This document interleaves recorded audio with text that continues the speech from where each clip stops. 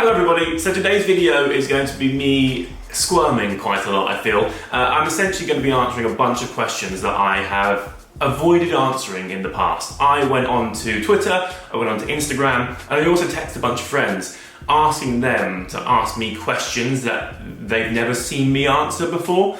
And there's a lot on there that I have historically avoided because it makes me uncomfortable, or it's a bit personal, or it's things I don't really want to talk about.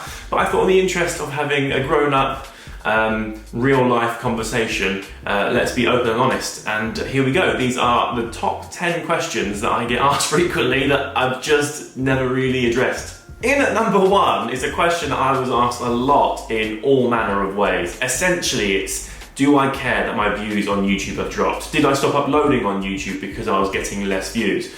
I won't lie to you, it was a knock to my ego. So for those of you who don't know, and maybe you're just finding me now, I've been doing this for about 10 years. I was there pretty much at the very beginning, and it was absolute joy. It was the most wonderful adventure ever.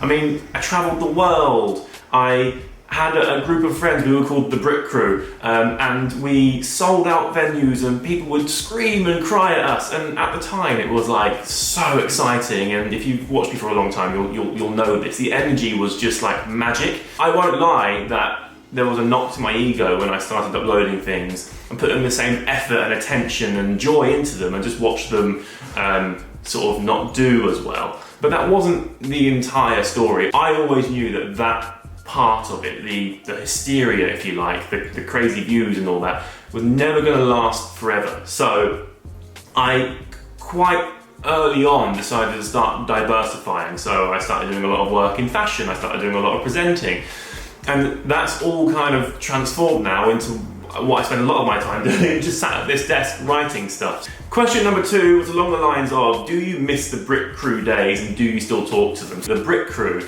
was myself and there's about 10 of us, maybe a couple less, and we were all doing it at the same time when it was just ready to like really sort of take off. Now I will just say, there's nothing particularly special about me. I just happened to be there at the right place at the right time and then realised there was traction and thought, wow, this is cool, and grafted. There was myself, Marcus, Alfie, Zoe, Joe, Casper, Louise, Tanya. It was wonderful. We travelled the world and we did all sorts of cool things. We now have a very different relationship because we're all grown up. However, because of the experience we had, I feel like we're bonded for life. I know I can reach out to pretty much any of them and they'll pick up the phone, and vice versa. I'm still really close to them all, but the closeness is now a bit more distant because we live in different parts of the world and we do very different jobs now. But yeah, I personally feel like I'm bonded with them for life. Question number 3 came in quite a lot, and that is, why did I move on so fast after my last relationship? Is it because I'm afraid of being alone? I will start by saying, no, I'm not afraid of being alone. I actually, even in a relationship, I spend a lot of time on my own.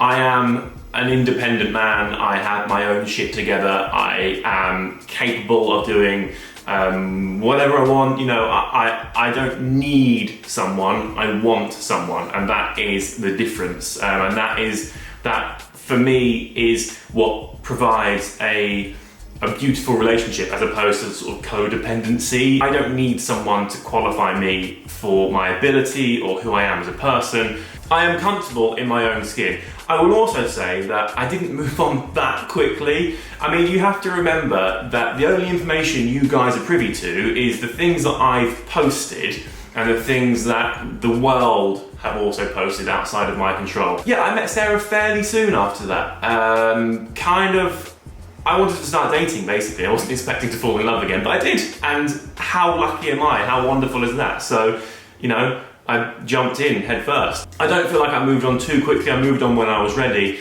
and it's certainly not because I'm afraid of being alone, because actually, I quite like it. Ask Sarah.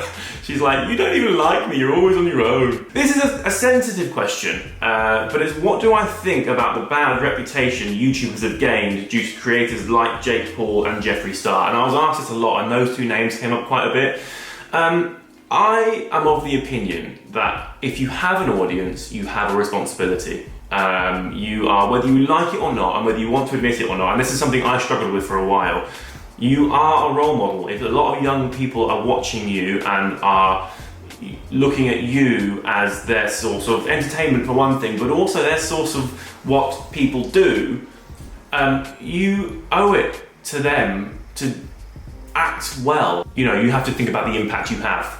Question 5, I've just written kids, because so many people have asked me when I want children. I've always been quite paternal.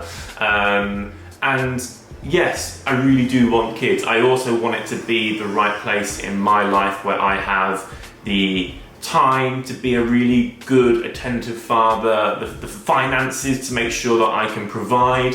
And I also want to have completed enough things so I can sort of tick them off.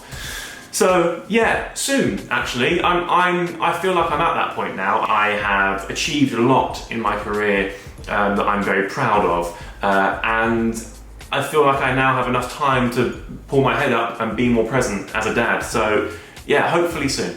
Question 6 is an interesting one. Do I think YouTubers have it easier now? And I would say absolutely not. I think I had it at the easiest possible time. Like I said before, I was there, right place, right time, and I worked really hard to then make more of it. But essentially, you know, people were really interested in what I was doing and what my friends were doing, and as a group, we all collaborated together and it helped us all grow. So, you know, we only really had to pick up the camera and point it in a direction, and people wanted to know. There was less creators out there then, so it was us or nobody, basically. Now it's so competitive that it kind of can drive wild behaviour, because you need to have like a crazy thumbnail and a crazy title in order to get views. But also, we made a lot of our mistakes when less people were watching, so we got away with much more. I think young people now put themselves online and push the envelope a little bit because they need to kind of do that crazy stuff to get the attention, but also then have to not do anything that's too crazy or they'll get cancelled, basically. And it's so much more competitive, so I think it's much harder now. Do I see myself living in London forever? No. Not unless I suddenly make like tens of millions of pounds and can buy a massive house with a big garden, you know, somewhere, I don't know, in London. That sort of thing doesn't exist unless you're super obnoxiously wealthy, so no. My family live in Norwich, and there's a bunch of them. I've got a twin brother, 2 big sisters, my mum, my siblings all have kids, there's dogs, and it's wonderful. And Sarah's family live in Cheltenham Way, Cirencester. She's got her 2 brothers there, one of which has 2 kids, her parents are both there. So at some point we'll make the decision to go one way or the other. I think a lot of it depends on kids. For now, we're very happy working here, and I only bought this house last year, so I'm not ready to go anywhere quite yet. But there will be a point where we have to make a decision as to where we go. Do I have any beef with any social media people? I don't have any beef with anyone in my life. I'm quite brutal, but also quite stealthy. So if someone like annoys me or offends me and I can't see a way past it, I'll just cut them off. I'll just stop talking to them. I don't need them in my life, and I don't feel the need for justice. I don't feel the need for like closure or saying my piece or getting the last word in. I just think, all right, what I want from this now is distance, so I just go, done. When my line is crossed, that's it. You're just sort of basically dead to me. Question number 9 is, will there be a YouTube boy band reunion? There was a few of us that made a YouTube parody boy band. It was myself, Marcus, Alfie, Casper and Joe. Only Joe can sing very well. None of us could dance very well, but it was something we did in a hotel. I think we were in like Dubai or something. And it was Marcus's idea. Essentially, we were just having like kind of a karaoke sing-along, and it got so many views and people loved it so much that we then did like a sequel to it. And it was like, it really took off in a weird way. Because of that, Comic Relief then got in touch and were like, we should do this to raise money. So we then parodied a song by McFly called It's All About You, and we turned it to It's All About YouTube.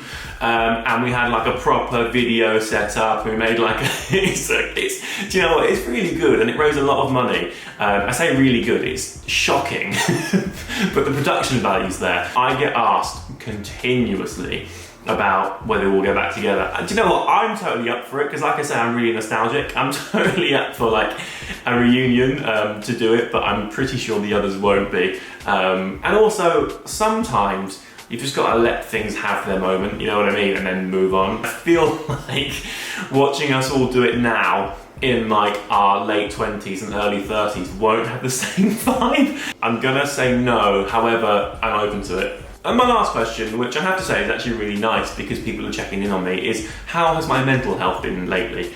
I have to say that during the current pandemic, up and down. Sarah and I keep taking it in turns to have a complete breakdown. We're like, okay, it's your turn now, you have your moment. Because it's stifling. I'm happy, I'm healthy, I'm safe, all of my family, all of Sarah's family are well. You know, people are dying and losing their livelihoods, you know, and perspective really helps. However, that is not to say that we don't all live in our bubbles, and that's not to diminish the stress and the anxiety that you feel. I feel it. I've been feeling it a lot lately. Weirdly, I've been feeling it more lately as things have started to open up a bit more, and I'm actually beginning to get working again. Somehow it's really kicked it off for me, and I don't know why. I think it's because I spent most of this year just accepting the fact that I'm not going to get anything in, and I'm just sort of living my life that way. But now suddenly there's like a shift in the balance again, and I am starting to get work in. I feel really anxious that it's gonna not do very well, or that it's not gonna go anywhere. But, you know, I see my therapist, at the moment I'm seeing her like once every 3 or 4 weeks because I'm in a fairly good place, but I know that she's always there if I need to see her more often. And I'm quite open with my thoughts and feelings, so I'm not going to let it sort of dwell and brood. And I've got a really good support network. So yes, I have ups and downs, but I would say mostly ups. I actually found that really cathartic, I have to say. It was nice to take a walk down memory lane, and these are questions that I get asked a lot that I don't answer, and they're often like hanging over me. So there you go. Hope you enjoyed it, and I'll see you very soon. Goodbye.